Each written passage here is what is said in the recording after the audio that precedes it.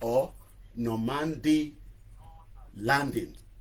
Normandy landing took place on the 6th of June 1944. What does it mean? I'll be telling you all the facts that you need to know. Today is a big day.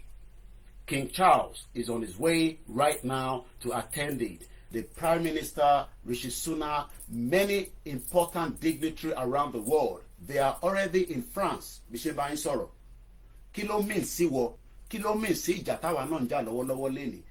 is why we need to understand that the people that are fighting today, one day we will also be celebrating like the Yoruba Landing Day.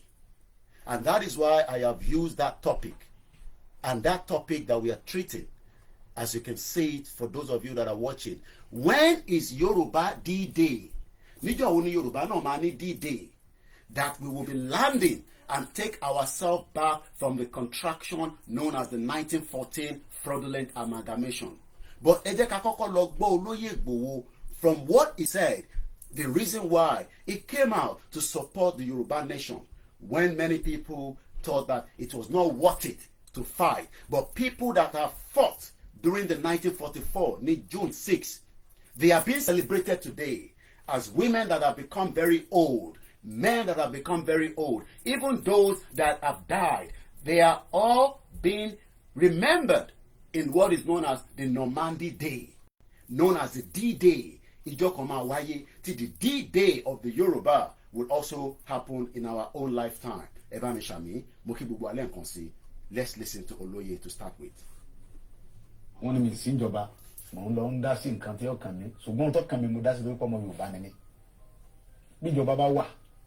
Tí ò sí ẹ̀tọ́ tó yẹ kó ṣe fún aráàlú tí wọ́n dìbò fún tó jẹ́ ìjọba lé lórí.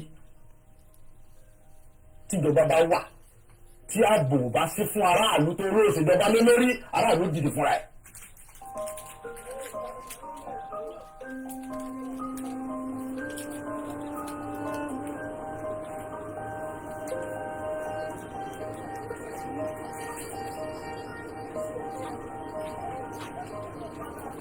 Dédé pé mo pàṣẹ àbí mo dédé pàṣẹ àbí mo kàn sọ kan tí ó wá látọkàn mi. Nǹkan tó fa ọ̀rọ̀ yìí ni pé ẹni ẹ̀wò láti bí ìjọ mẹ́lòó kan sí bí ọ̀sẹ̀ bíi méjì sí nípa ọ̀rọ̀ àwọn Fúlàní tó wà ní gbogbo Ìbàràpá. Ẹ wo dókítà wa, Dr. Fatai, PhD doctor ọmọ Yorùbá tó kàwé tó gboyè. Ó wá lọ sí òyìnbó ní àìníyẹ ọdún tó lọ síṣẹ́. Ó wá dé okòó dé. Ó wá lọ lu bàbá ẹ̀ ní Gàngàn. Ó dá oko àgbàdo, ẹ̀gẹ́, iṣu, oríṣiríṣi nǹkan sóyà bẹ́ẹ̀. Ó dẹ̀ gba ọmọ wa ní Gàngàn bẹ́ẹ̀ náà sí bẹ̀rẹ̀ pẹ̀tẹ́ tó ń bá ṣiṣẹ́. Fúlàní wa jẹ oko ẹ̀. Ó wá gbéra láti lọ bá àwọn Fúlàní yìí sọ̀rọ̀, láti lọ bá Sẹ́ríkì Fúlàní pé ẹ wá wo ohun tí àwọn ọmọ ń ṣe lórí oko mi, kò yẹ kó rí báyìí lórí ilẹ̀ bàbá mi. Wọ́n dẹ̀ dé lókun bẹ̀ náà, wọ́n dẹ̀ sàpà. Àìmọye yẹn bẹ́ẹ̀ tá a lè mórúkọ wọn làwọn Fúlàní yìí bẹ́ lórí tí wọ́n pa wọ́n. Wọ́n jí àwọn kan gbé, ẹni tó bá gbowó tó kéré lọ́wọ́ rẹ̀ wọ́n gba 7 million, wọ́n gba 10 million, wọ́n gba 11 million. Lórí ilẹ̀ bàbá wa ọ̀rọ̀ yìí dùn mí, ó bà mí lọ́kàn jẹ́ gan. Pé tá a bá torí pé tó Ọlọ́run bàbá wa, àwọn ará àwọn ọmọ tí tẹ̀lé wa tó ń ṣààbò fún wa, àwọn tí ọ̀lẹ́ni tí ó tẹ̀lé wọn kọ́ ìdí nìyí tó mú mi lọ síbẹ̀. Ìgbà tí mo lè débẹ̀, ohun tí mo lọ fún ni pé láti lọ bá a pé ṣé gbogbo tí ń ṣẹlẹ̀ yìí lórí ilẹ̀ wa sọ da, ẹ ti ń gbé pẹ̀lú wa, adẹ̀fàyè gbà yín, àbáyídà, àṣẹ nǹkan jàmbá fún yín. Ọ̀rọ̀ yìí ni mò ń bá Sẹ́ríkì sọ̀rọ̀ làwọn ọmọ rẹ̀ yí ọ̀pọ̀ sí mi.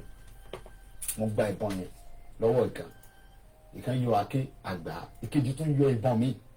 Ìyẹn ti ẹ̀yìn ẹni bá wọnú fídíò yẹn, tọ́lá fídíò wọn, ó yin ìbọn yẹn sí mi kí n tó lọ́gbọ̀n yẹn mọ́ lọ́wọ́. Ẹ bá gbọ́ fídíò yẹn pé ìbọn bẹ̀rẹ̀ sí dáhùn bẹ́ẹ̀, wọ́n yin ìbọn sí mi bẹ́ẹ̀ kí n tó ìbájà wa ẹ̀yìn pípò yìí, tí n bá bájà wa ẹ̀ ní dúró. Tẹ́ ẹ bá ti wá lè wá àtúnṣe sí ọ̀rọ̀ jíjígbé àti pípa àwọn ẹ̀gbọ́n wa àtàwọn àǹtí wa, àwọn bọ̀dá wa àtàwọn ìyá mi àtàwọn bàbá mi tẹ̀lé wọn lo oko mọ́ yìí o.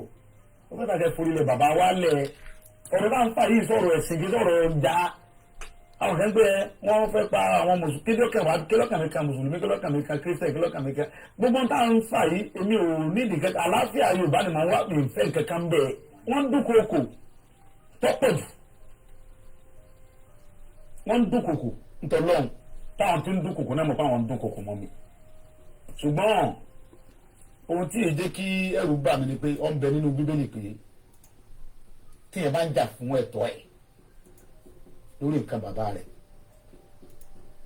tó bá kú síbẹ̀ kò sí nǹkan kan torí pé ó mọ̀ pé gbogbo nǹkan tó ń ṣe yẹn fúngbà díẹ̀ ni wọ́n ń dúnkòkò láti bí ìjẹ́ ẹni tọ́rọ̀ ẹ̀dẹ́sẹ̀ lẹ́sìn ni wọ́n ti ń pè mí àwọn fẹ́ wá wọ́n máa arrest mi wọ́n ti ń sẹ́ni mẹ́sẹ̀jì oríṣiríṣi pé wọ́n fẹ́ wá gbé mi nílé ẹ̀rù kankan ò sì bà mí. gbogbo àwọn ọba tó wà ń bẹ pátápátá inú wọn dùn wọ́n sì fọwọ́ sí pé ìyà tí ń jẹ àwọn etí tó àwọn òfin fúlàní orílẹ̀ bàbá wọn mọ́ pépà ti tó àwọn tí wọ́n ń pa iná làwọn jọba lé lórí tí fídíò sì wà àwọn ọba gan ni wọ́n ń pè mí pé ìyà tí ń jẹ àwọn yìí ti tó àwọn tí wọ́n ń pa àwọn ọmọ àwọn tó ń pa ìrọjọ́ ọ̀la àwọn náà làwọn sì jọba lé lórí ó ti tó bẹ́ẹ̀ kò sí àgbààgbà Yorùbá sínú rẹ̀ dùn sí pé kò sínú àgbà ẹ̀rù ń bà wọ́n náà ni ẹ̀rù ń bà wọ́n bàbá wa ni inú tí wọ́n ní òdùn bí wọ́n ṣe ń pa wá bí Fúlàní ṣe ń jí wa gbé tó ń gbowó lálá lọ́wọ́ nínú òdùn ṣùgbọ́n ẹ̀rù ń bà wọ́n kọ́ bá wọn yọ wọ́n nípò bí tí wọ́n wà sẹ́wọ̀n wípé nígbà tí wọ́n ń jí àwọn aráàlú gbẹ̀gbẹ̀ gbé tí wọ́n ń pa wọ́n sẹ́ni kankan sọ̀rọ̀ ń bọ̀ ya wọ́n lọ jí ọmọ ọba gẹ́gẹ́gẹ́ gbé ọmọ ọba tí ń bẹ lórí gẹ́gẹ́ lọ́wọ́lọ́wọ́ wọ́n jí ọmọ bàbá gẹ́gẹ́ gbé fúnra ẹ̀ tó kókó díẹ̀ bí wọ́n sì gba 4 mílíọ̀nù lọ́wọ́ bàbá kan tó gbọ́ ọmọ bàbá fún bàbá àwọn Fúlàní torí pé ń bọ̀ ọba yá àyè ti gba àwọn Fúlàní ìdèbí pé wọ́n wá gbé ọba fún rẹ̀ náà àfin wọ́n ní kọ́ lọ kí buwọ́lá lọ dáwọ́jọ àwa Yorùbá sì sùn a sì dákẹ́ a sì sọ̀rọ̀ àwọn bàbá wa dẹ̀ dákẹ́. And that is how we kickstart. I can tell you right now, looking at the update at about coming up to 3 minutes past, the United States President Joe Biden has arrived in the Normandy ahead of the D-Day commemoration. His picture with the getting off of the Air Force along the First Lady Joe Biden at the Cannes Caprico Airport in France a time ago. The president will be attending the commemoration ceremony throughout the day. What is the meaning of D-Day? Ǹjẹ́ gbọ́rí? Ǹjẹ́ gbọ́bí kan tó ń sọ pé D-Day, the 6th of June 1944. This is the reason why you stick to Koikimedia, because this is the platform that carries you along when it comes to international activities and why we can link that with Yoruba Nation.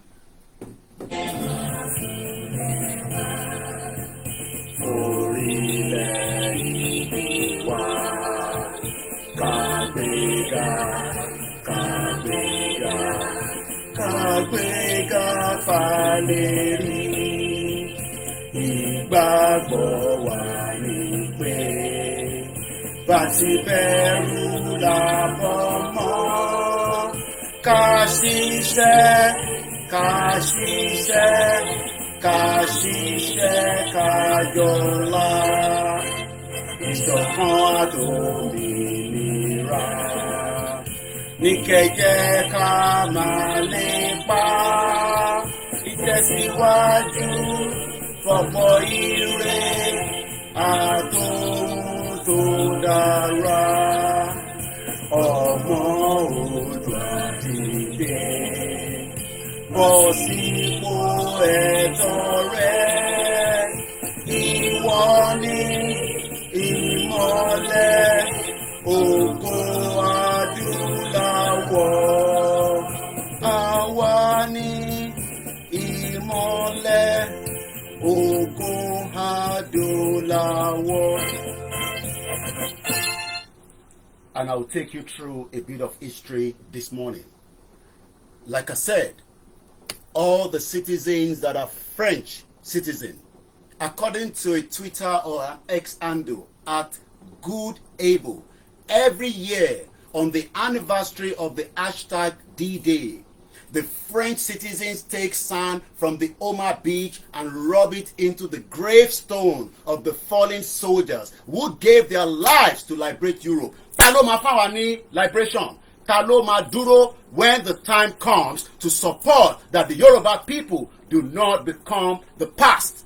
That is the reason why we will celebrate Oloye Igboho on a daily basis, because he has stood out of millions of Yoruba people to stand in the face of the evil Fulanis that have destroyed and killing the Yoruba people on a daily basis. That is the reason why you must support Yoruba Nation, because the French citizen, Iluti Wanopelogbe, at some point, if you have the opportunity, on a day like this, which is the 6th day of June every year, in 1944, there was a lot of activities that liberated people. Who is going to liberate the Yoruba people? That is the reason why you must put all your effort and your time and everything you have to make sure that you support this movement.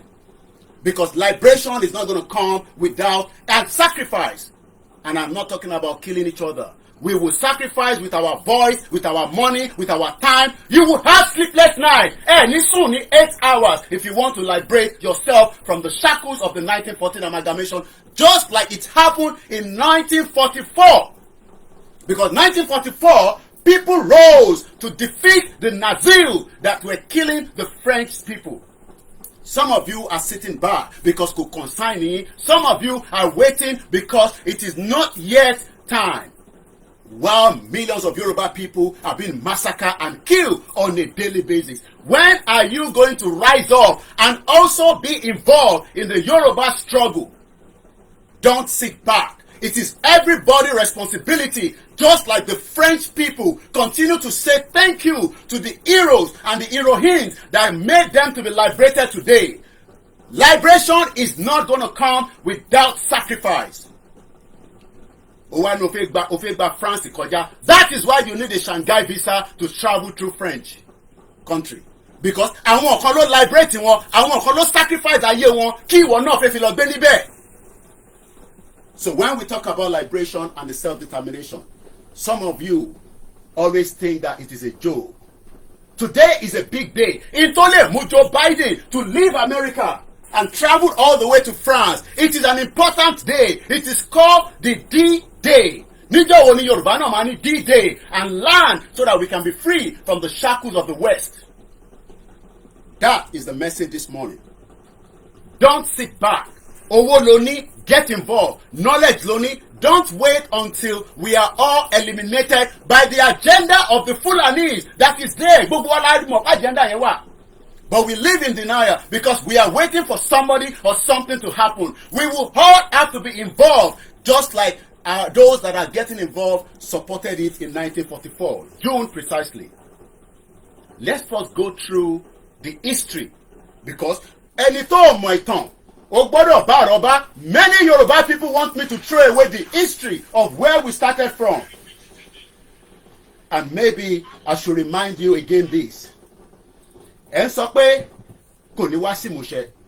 Yoruba people will be free. Ẹ jẹ́ ká tún gbọ́ pastor ilé nǹkan sí. So that, because it is still a negotiation, as Baba Kitoye said, it is still dialogue. Dialogue now. Kó tó di pé ó máa late. Dialogue now. Ẹ jẹ́ ká gbọ́n tí pastor yìí sọ. Ẹ má dialogue. Dialogue now. No, don't let them dialogue. Ẹ jẹ́ kó má dialogue. It might be too late for dialogue. Àwọn tẹ́ fẹ́ dialogue wọ́n lè náwọn gbọ́ mọ́. Ẹ gbọ́n tí pastor yìí sọ. Dialogue now. I repeat it again. I'm not a evil man, but I'm telling you what I'm shown in the spirit. What? I'm seeing great people, important people in this nation coming together and saying, now, okay, we want to sit on the table, let us talk. But the people you want to talk with are saying, it's too late. Please, dialogue now. The days ahead are evil. Dialogue now. This is not a cry of a baby. It's a cry of an adult. I repeat it again. Dialogue now. The Bible says, blessed are the peacemaker, for they shall be called the children of God. Please, every authority, there come a time when a revolution is about to take place. The power of gun, bomb, and bullet cannot hold an ideology. Please, dialogue now. This is not the time of, I have bullet, I have gun, I have bomb. This has nothing to do with bullet and bomb. if you know what I'm seeing in the realm of the spirit, everyone in federal authority should take the Biafra agitation serious. If you are once a founding father of this nation, sit down around the table and listen to your children. Dialogue now.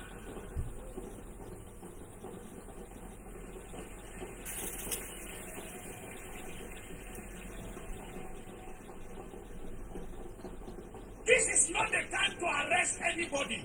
It's the time to hear the cry of the people. Dialogue now.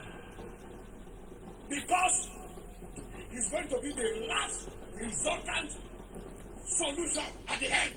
But when you are asking, when the king comes down from his throne and he's saying, I'm ready to talk, and everybody is throwing stone at you, then you will know that it is important to dialogue with honor and prestige and go out and there is peace in the land.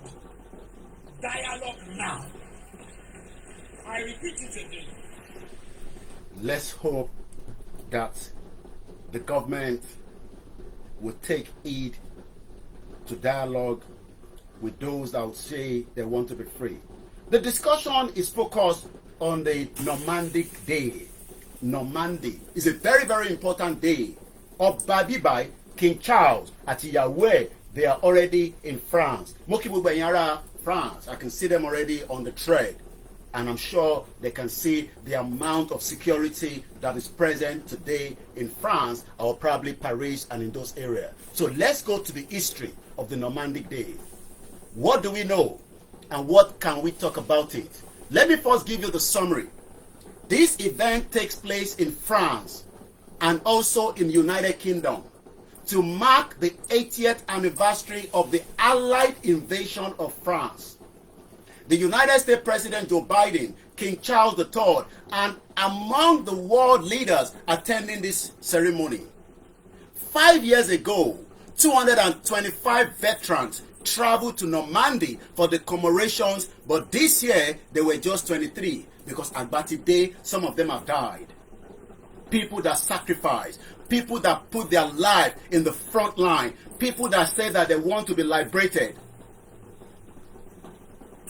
Commemoration also taking place at the National Memorial at the Arboretum in the Staffordshire for the United Kingdom veterans unable to travel to return to France. All this is happening. I can see already the Labour leader Sir Keir Starmer has arrived at the British Normandy Memorial near the village of Var-sur-Mer in France. He was also pictured alongside the Defense Secretary Grand Sharp. This is not the day for politics. They put politics aside and they unite. This is what we are having problem with. Let us unite so that we can push and get ourselves out of Nigeria. But some of you are still throwing all kind of patrons all over the place. The Western leaders are already gathering in the Normandy to mark the 80th anniversary of what is called the D-Day landing, which began the liberation of the France in the World War II. Ogun World War II was supported by many people to free people that are now enjoying liberation that me and you want to run to their country. We will now want to go to their country after people fought to liberate themselves. Let us liberate ourselves today. Some are saying, no, I don't want to be liberated, Olayomi Koiki. Stop wasting your time. No, let me waste my time and my energy. Because one day, you will all save my own face in the future and the generation. And I will be present in a Yoruba country. I don't know about you that disagree with me. Because àwa máa náwó Yorùbá, a máa ní passport Yorùbá, a máa padà wá build the economy ilẹ̀ Yorùbá, just like Baba Akintoye told us. But today, ẹ ń lọ sí French embassy, ẹ fẹ́ gba French visa láti lọ síbẹ̀. But people fought to liberate themselves, especially today in the history known as the Normandy Day. D-Day. Nígbà wo ni D-Day náà máa dé fúnlẹ̀ Yorùbá? tí gbogbo wa máa sọ papọ̀ tá a máa sọ pé enough is enough, like Baba Akintoye said, that we must push that crisis. That crisis would then allow the international community to get involved. Without that crisis, we are not going anywhere. But for now, we will continue to liberate ourselves with well-informed awareness like this platform of ours, where we will bring you up to date with exactly what is happening that links with the reason why we need to liberate ourselves. Táwọn bá lè liberate ara wọn ní 1944, we can also do the same thing in 2024. Tinubu will not liberate you. Don't expect liberation from Tinubu. It is going to be a push that we need to give Tinubu so that we can be liberated. Don't expect PDP to liberate you. It is going to be a push. Don't expect any of your governor because our kings have now rose up to liberate us.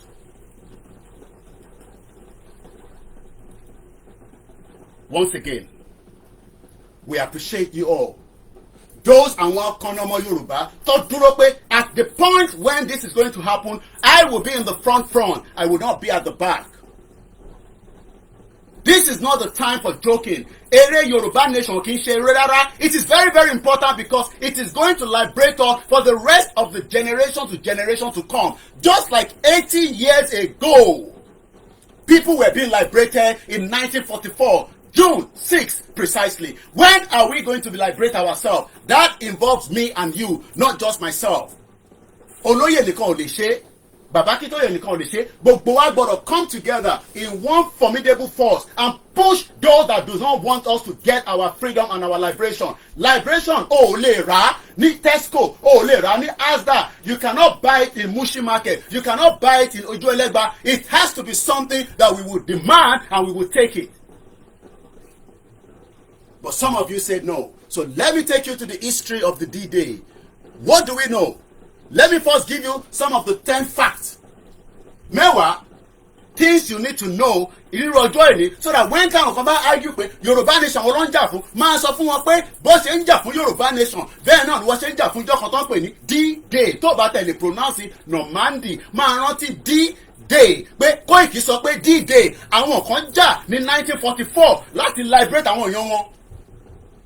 We must fight to liberate ourselves, not literally using weapons, but with everything that we have, our intellectual, our knowledge, gbogbo tí a ti mọ̀ ní gbogbo ọjọ́ tí bí wa sáyé, we must use it to liberate our people, because our people have been kept in bondage for the last 110 years of the fraudulent British 1914 amalgamation.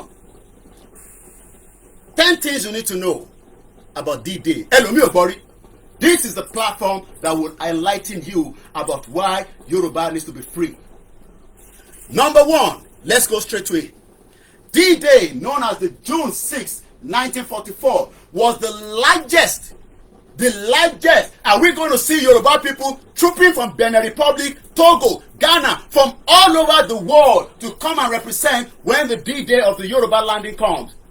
Ṣé o máa jókòó sínú diaspora wàá máa sọ pé kó máa bá lọ ò ń bọ̀? Or you will also put your foot down and support it when that right time comes. Àwọn ìlú ta lọ jókòó sí tí gbogbo wa wà lẹ́nìí. It is because people fought for the liberation. Ìyẹn la ṣe lè jókòó sínú ẹ̀.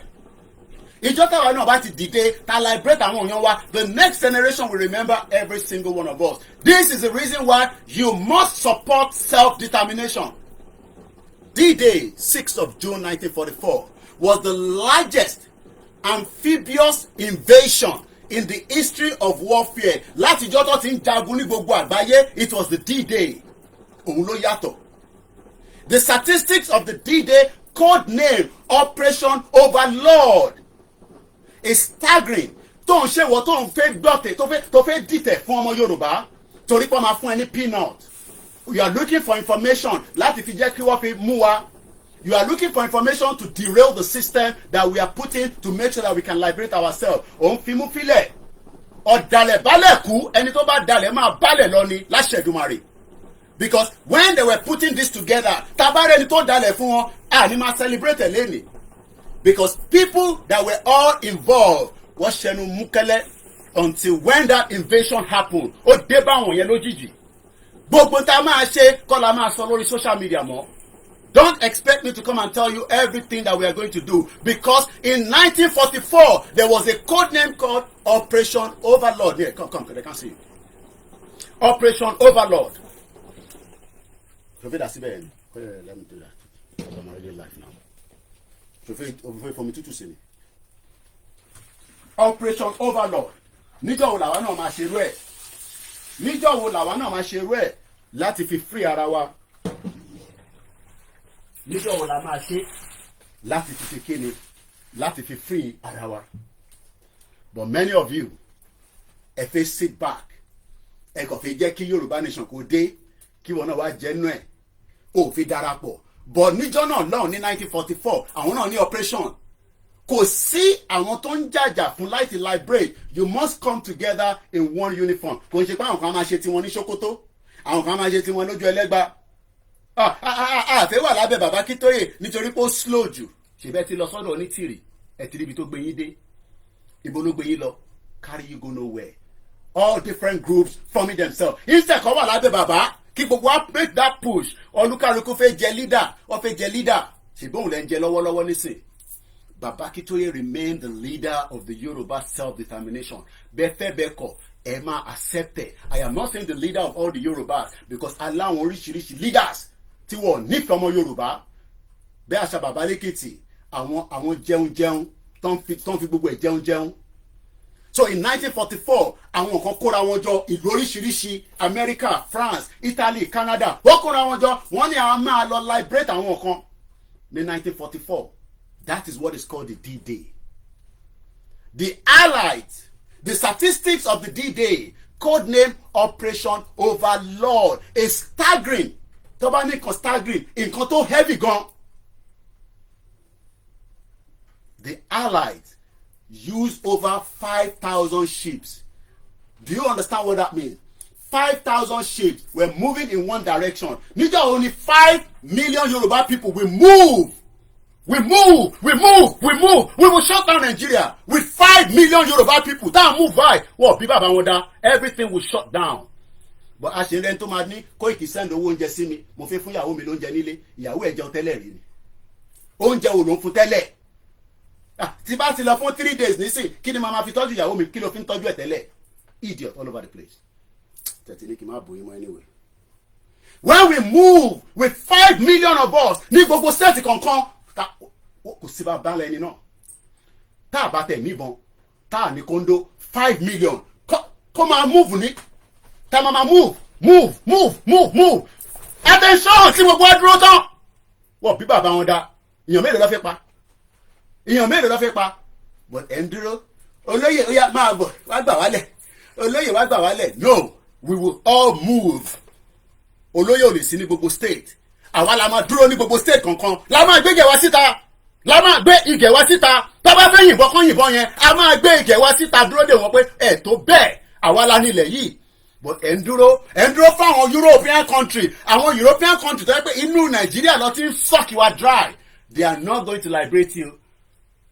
Wọ́n ní liberate wa bọ́ ṣe lọ liberate D-Day. Àwa la máa liberate ara wa. Àwa la máa liberate ara wa. Nobody is coming to liberate you. You will have to liberate yourself. They don't sell freedom. You will go for it. You will take it. The Allies used over 5,000 ships and landing aircraft to land more than 150,000 troops on 5 different beaches in Normandy. Wọ́n land 150,000. Ìjọ la máa rí yẹn. Because I still ready. When we are ready, we will know as at the time. But for now, we are not ready. But our Oniduro, we will not wait for you. The landing marked the start of a long and costly. Do you understand that? In Kanton tó mú ẹ̀mí lọ, ẹ̀mí tí wọ́n ní bá lọ lágbára Elédùmarè. Nǹkan tó wọ́n náà pè ní costly. Tó bá rí mọ́tò kan nísìn tó jẹ́ pé ọmọ mọ́tò yìí máa wọ́n mẹ́ẹ́, ó yàtọ̀ sí kérépe tó ń gbé káàkiri. It is costly. It cost lives. But today, they are liberated. That is what we are asking for. Tó dìjà láàrin gbogbo wa. Tọ́nà wa kan fi gbógun wa. But Buhari pa 29,000 people. Ìyẹn ò tí ṣogun. Mo kí gbogbo alẹ́ nǹkan sí. Kò ní ju 1 hour lọ. This program ends in almost 34 minutes from now.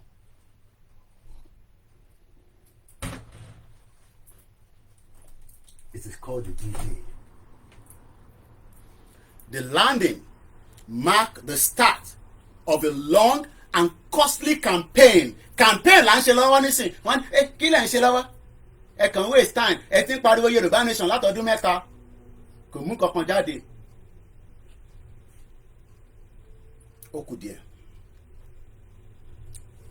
A costly campaign in the Northwest Europe, which ultimately convinced the Germany High Command that defeat was inevitable. Níjọ́ tí gbogbo wa bá ti dúró tán, ta ready. That will mean the end of Nigeria. And it is going to happen. How soon is what I don't know. When is what I don't know. But it is coming. It is moving. It is moving and it is not going to stop. Tẹ̀bárò pàwọ́ máa dákẹ́, ní dákẹ́. Money D-Day was a day that millions of people were free from the bondage of the German Nazis. O ṣáà ti gbọ́ àwọn Nazi rè. O gbọ́ Nazi. But ẹmọye àwọn tí wọ́n pa nígbà slave trade. That is another day story. But let's stick to the D-Day. How they got liberated. And I'm going to put the picture in a minute. And when I put the recorded video back on YouTube and Facebook, and on because those who are watching me on Facebook right now will be able to see the images. I started with Igbo's picture because that is our own commander under the leadership of Baba Akintoye. But for now, image that I'm putting on now are the Allied forces. So dúró tán tó wà nínú omi, tó ń gbé weapon, tó fẹ́ lọ liberate àwọn èèyàn. 5,000 ships ló dúró. Ta lè rò pé máa liberate àwa? Ẹ̀ ń dúró dé àwọn kan tó wá liberate? No, we would have to be pushed to liberate ourselves. Nobody's going to liberate you. Who is going to liberate you? Nobody máa liberate yín. Àwa la máa dúró dáadáa. Olúkálùkù máa ṣe tó mọ̀. And we push. We move. Bí wọ́n dá. Wọ́n máa sá 5 million kó jáde kó máa lọ sí direction kan fi gbogbo àgbáyé máa bèrè pé kí ló ń ṣẹlẹ̀ ní Nàìjíríà nílẹ̀ Yorùbá. That is what Baba Akintoye is asking for. Kò ń ṣe pé ká lọ máa pààyàn ká lọ máa jólé. No, we all fold our hands and move together. Kò ń ṣe pé Koiki máa lọ mò ń bọ̀ mo ti dé tán. No, it is called Normandy D-Day. 80 years ago. Wọ́n ṣe celebrate àwọn èèyàn wọn àwọn kan ti dàgbà. 2 nurses tó train as nurse died along that route as well. wọ́n máa lọ gbé àwọn injured soldier wá bí ọkọ̀ wọn ship wọn ó explode. One was 28 years old. One of my married, ìkan was 32. I was watching it this morning.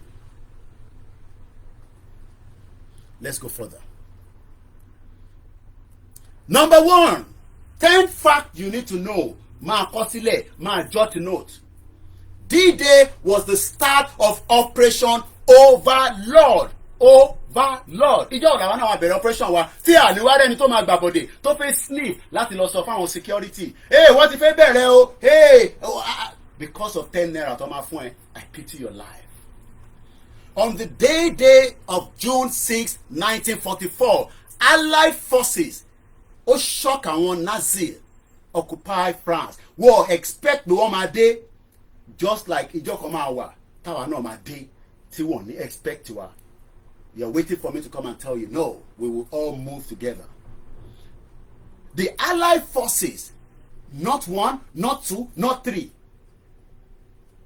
launch a combined naval, air and land. Our team need government, so we might not have everything. That is why we would have to be the one to make the push so that àwọn kan lè wá support, gbogbo ìlú lè má support, but some countries will have sympathy for the Yoruba people. I don't know which of the country yet, but some will know that truly these people need to be free.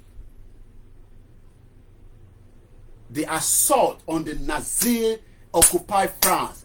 D in the D-Day stands simply for day, and the term was used to describe the first day of any large military operation. Níjọ́ òní gbogbo ọmọ Yorùbá pátá ní gbogbo ilẹ̀ Yorùbá and around the world will say that we are ready for the D-Day landing of Yoruba nation. Níjọ́ On the early of June 6 níbi ọwọ́ aago mẹ́fà ni wọ́n yọ síta nígbà tó máa yọ àwọn tó jẹ́ ní tó fi lọ bá they were shocked. Wọ́n gbà pé yes àsìkò máa tó láìpẹ́ láì jìnnà lágbára Jésù Kristi. Inshallah, what God cannot do does not exist. Ó kù díẹ̀. The Allied airborne forces parachute into drop zones across the northern France. Ground troops then landing across 5 assault beaches: Utma, Oma, Gold, Juno, and the Sword. By the end of the day, the Allied had established a foothold along the coast and could begin their advance into France.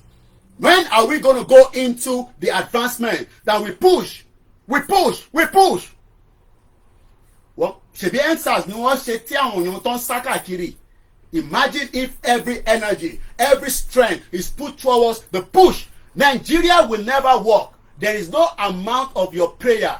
Nigeria is dead, gone. We have buried it. We are just waiting for the final burial ceremony. Kò lè ṣiṣẹ́. Let's look at the following one. And I have it here. In France, au noir et de patrie, la France vous appelle. Liberation in multiple terms. When are we going to liberate ourselves? It can happen. It can be done. But not just by me alone, by every single one of us. Àtọmọdé àtàgbàlagbà. Every one of us must play a role. Ẹlòmíì kò share program lásán kò lè share. Òun kọ́ ló ń gbójú síta o, èmi ni mò ń gbójú síta, but kò lè share program torí ayé ń já, kò fẹ́ kú. Ó fẹ́ lọ Nàìjíríà. Koiki tí bá lọ Nàìjíríà wọ́n dẹ̀ lè mú mi o. Wọ́n á pè sórí program. Ẹ má jẹ́ kó mọ̀ pé mi ni mò ń pè.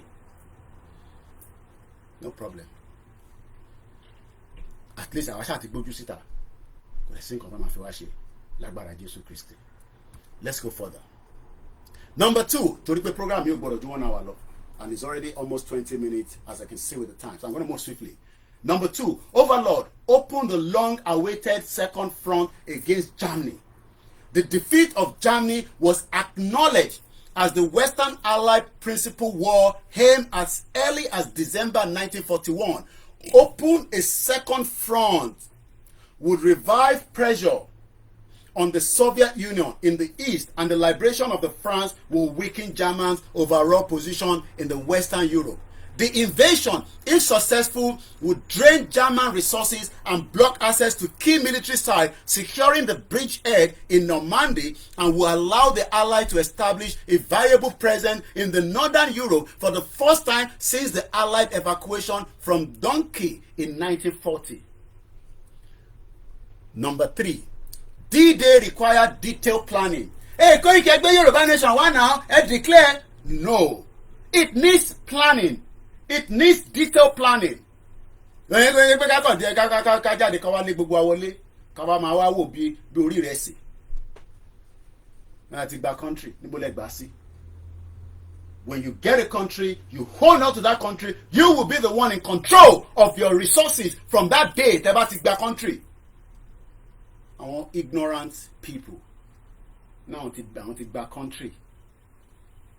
Ọkọ̀ sàṣọ military bíi tèmi wọ́n tanra wọn.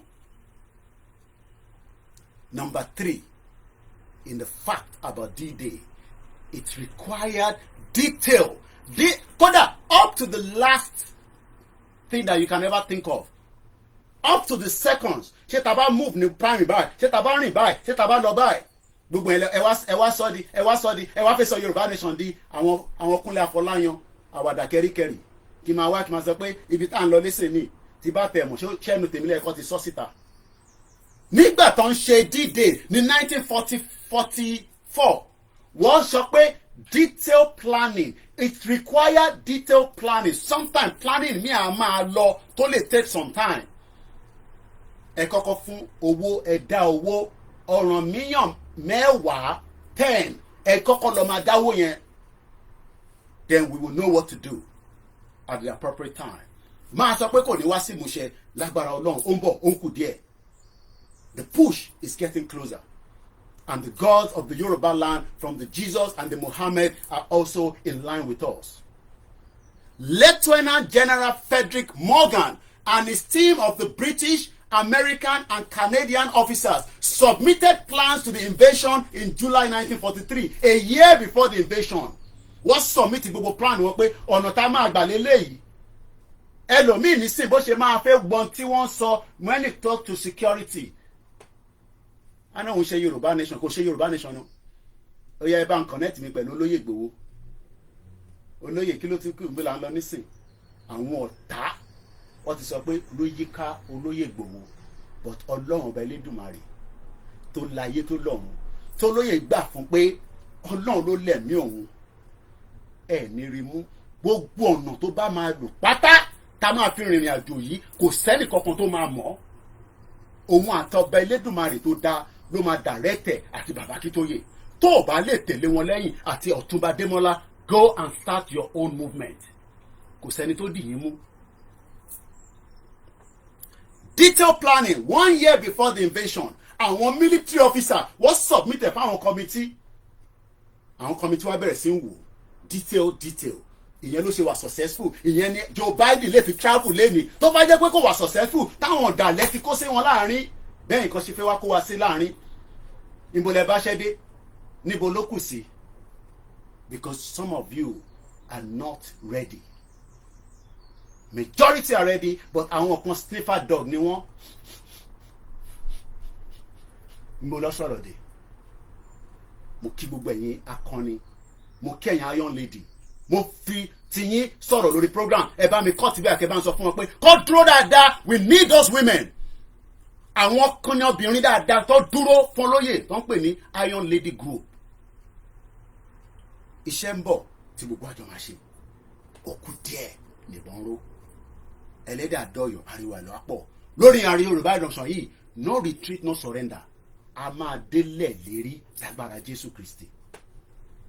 Let's move swiftly because of the time. Program yóò gbọ́dọ̀ ju 1 hour lọ.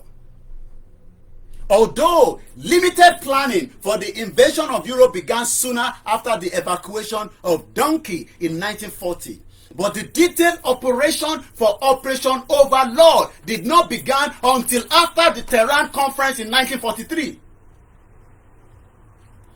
A command team led by American General Dwight D.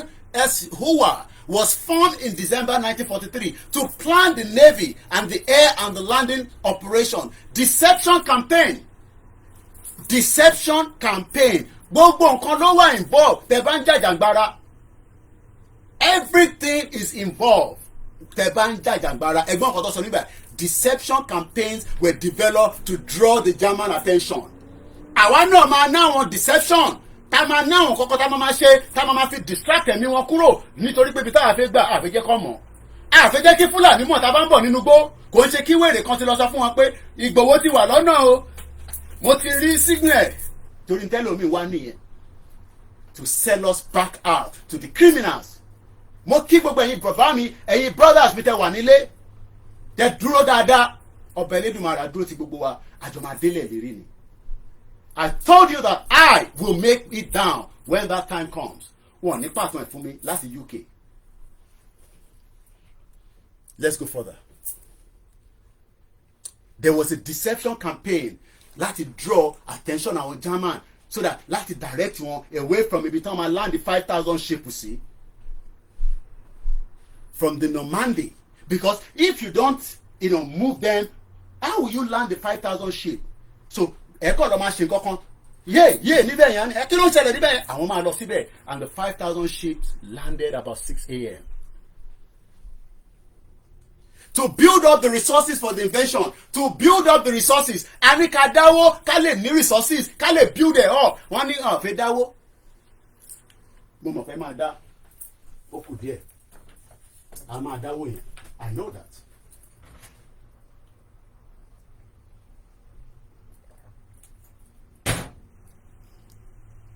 To build up resources for the invasion. That day. To build up the resources for the invasion. British factories increased production and in the first half of the 1944, approximately 9 million tons of supplies and equipment crossed the Atlantic from the North America to Britain. 9 million of equipment and supply. Ṣé ẹ lè bẹ̀rẹ̀ pé ká tún rebuff pé ká tún máa ṣe flyer in 10 million? Koiki náà ó ti fẹ́ kówó jẹ ó tútù bẹ̀rẹ̀ ẹ lọ wo Koiki o ó tútù ń fẹ́ gba owó o. Ìbí kan tẹ́ fẹ́ sọ nìyẹn àbí? That is why some of you don't want to support anymore. Ó ti kówó jẹ gbogbo owó Yorùbá nation ló wà lọ́wọ́ ẹ o. But ní 1944 wọ́n build the resources àwọn factory ń ṣiṣẹ́ lọ rẹpẹtẹ láti fi sọ pé a máa gba France padà lọ́wọ́ àwọn olórí burúkú German níjọ́ náà lọ́hùn. Tábà wí tán nísìn ẹ dáwọ́ ó tútù dé o ìyẹn lọ́ máa rí mú àbí bẹ́ẹ̀ kọ́ ó kù díẹ̀ àtolówó àti tálákà gbogbo ala máa jẹ breakfast. To build up the resources for the invasion, British factory wọ́n ná àwọn British factory wọ́n increase production nítorí pé wọ́n mọ̀ pé ogun bọ̀ níwájú. Àwọn ò jagun, but we are preparing our millions of Yoruba people. By now ó yẹ ká ní helicopter tó máa drop flyer sí gbogbo ilẹ̀ Yorùbá across tó máa sọ fún wọn bígbà tí 7up ń ṣe advert níjọ́sí ẹran sí fídíò dídò 7up tá a rò gbowó ló ń jù látòkè. Yorùbá nation ó ń bọ̀ ẹ máa múra sílẹ̀ ká da flyer sí gbogbo ilẹ̀ káàkiri títí dé Lagos State kọ́ máa wọ́ndà pé báwo lè helicopter yẹn ṣe wọlé tó da gbogbo flyer yìí kò sẹ́ni tó máa rí mú helicopter dẹ̀ padà lọ síbi tá a bá ti ayẹ̀. Ó possible gbogbo kí ni ṣe ṣe bó ṣe ẹnu la máa fi ṣe ẹnu ò ṣe é ṣe Yorùbá nation owó ló fi ń ṣe. We will hire a chopper with full information of leaflet á dá sílẹ̀ ẹni tó bá fẹ́ mú kọ́ lọ máa mú nígbà yẹn. But when you don't invest in resources, how do you do all these things? Kakoma wá sórí social media, ká máa pariwo lójoojúmọ́, millions of Yoruba people are still not prepared. Tó bá ní election dé lọ́la, wọ́n lọ vote and you cannot stop them. They will vote because prepare mind wọn tó. We need to prepare their mind to get them ready. You need anything here? We need to get them ready and prepare their mind. Multiple things will be going on. A máa lè flyer káàkiri ìtàbáṣelẹ̀. We will do many other things that will not come online. But a fi ṣe yẹn. But a fẹ́ máa dáwó fáwọn tí wọ́n máa tún wọn fi wọ́n jà lórí social media. Èbí gbogbo ẹ̀ là ń rí. Mo sọ fún yín bẹ́ẹ̀ dá 1 million charity sílẹ̀ nílẹ̀ Yorùbá.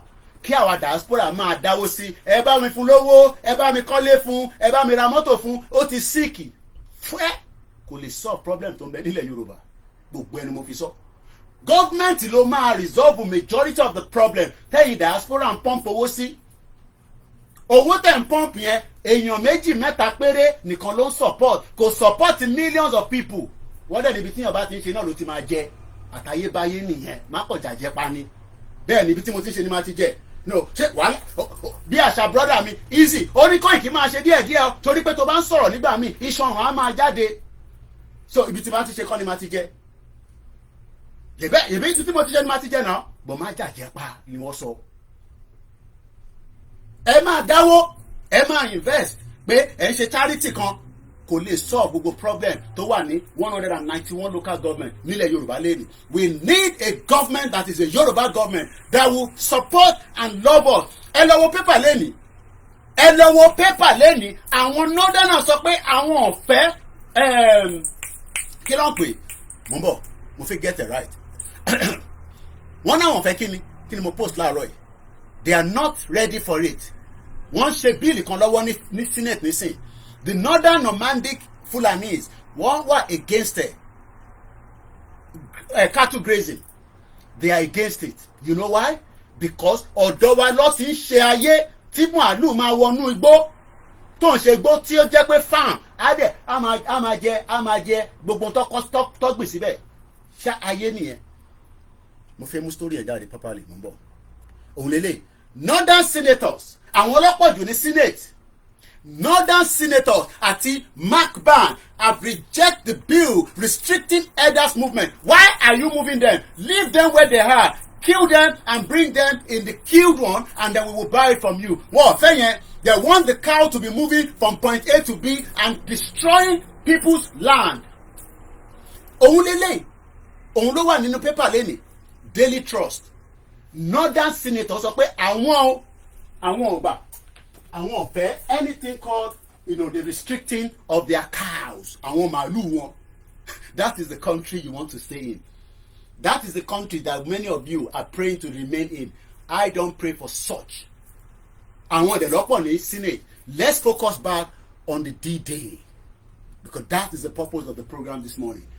As I remember and I salute all those that fought during that time, I am also looking forward to the D-Day of the Yoruba landing. Ìyẹn lè mi dúró dé. The D-Day tí gbogbo ọmọ Yorùbá náà máa sọ pé yes, àti dúró àti ṣetán. Tó ń ṣe pé èèyàn mẹ́fà kan lọ síbì kan, wọn náà fẹ́ gba government. Àwọn ò sínwín. Èèyàn mẹ́fà ń gba government. When they were going for the D-Day, ẹgbọ́n tó sọ 150,000 troops tó dúró dáadáa. 5,000 ships. Èèyàn mẹ́fà kan wá kóra wọn lọ, wọn náà àwọn fẹ́ gbàjọba. Hey.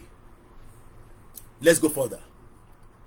Also, a substantial Canadian force had been building up in Britain since 1939. So, àwọn Canadian special force kan wọ́n ti ń prepare wọn as far back as like 1939, 1940, 41, 44, 4 years, ọdún mẹ́rin nísìn ó ti pẹ́ fọ́mọ Yorùbá láti gbàjọba, láti gba Yorùbá nation lójú yín. Koiki kìíní ti ń pẹ́, ìbẹ́ sọ fún wa pé bàbá máa declare, kí ló dé tó declare? Whereas Canadian forces were preparing 4 years kó tó lọ fún that invasion. We will be free.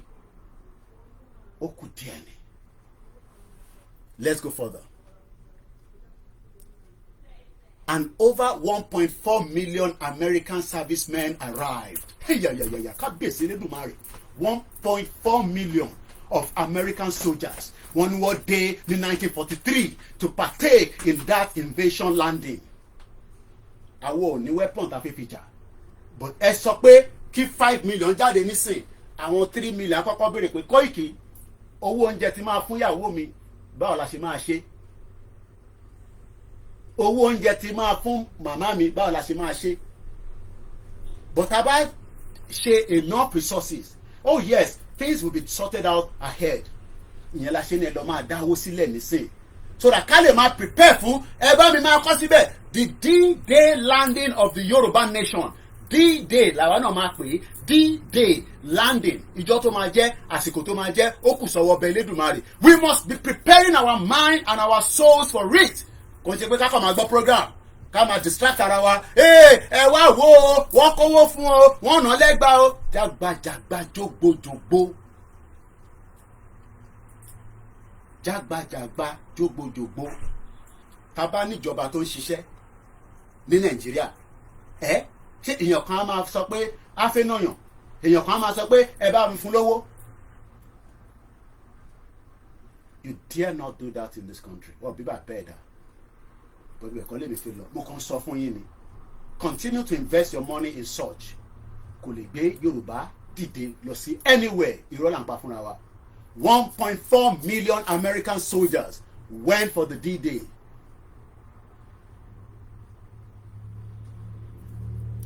Let's go swiftly because àsìkò ti fẹ́ tó. Number 4, D-Day was an international effort. Kò ń ṣe pé yàn kan. International effort. The D-Day required unprecedented cooperation between international armed forces. The Supreme Headquarters Allied Expeditionary Force was an international coalition, although the Allies were united against Germany. The military leadership responsible for the Overlord had to overcome political, cultural, and personal tension. By 1944, over 2 million troops from 12 countries were in Britain in preparation for the invasion. Did you hear that? 12 countries were already in UK with 2 million people just to invade one country. D-Day. British, America, Canadian troops, but also including Australia, Belgium, Czech Republic, Dutch, French, Greek, New Zealand, Norwegian, Rhodesia, Polish, naval, air, or ground support. Number 5, the largest naval, air, and land operation in the history. The invasion was conducted in 2 main phases: an airborne assault and amphibious landing shortly after the midnight on June 6, 1944. Over 18,000 Allied paratroops were drawn into the invasion area to provide tactical support for infantry division on the beaches. Allied Air Force flew over 14,000 sorties in support of the landing and have secured air supremacy prior to the invasion. Many of these flights were unchallenged by Luftwaffe. Nearly 7,000 naval vessels, including battleship, destroyer, minesweepers, escort, assault craft, took part in the Operation Neptune, the naval component of Overlord. Naval forces were responsible for escorting and landing over 132,000 ground troops on the beaches. They also carried out bombardment on German coastal defense before and during the landing and provided artillery support for the invading troops. Number 6. German defenses in Normandy varied in effectiveness. Germans tried to defend the northern coast of France with a series of fortifications known as the Atlantic Wall. However, German defenses were often incomplete and insufficiently manned. Members of the French resistance and the British Special Operations Executive provided intelligence and helped weaken the defense. We must have people that are ready to make sure that they penetrate into their system and we can make that system to collapse. That is how far I can go this morning. My name is OLAYOMI KOIKI and I'll be catching up again some other time. Have a very blessed morning. Yoruba Nation D-Day landing will happen in our lifetime. Bye for now.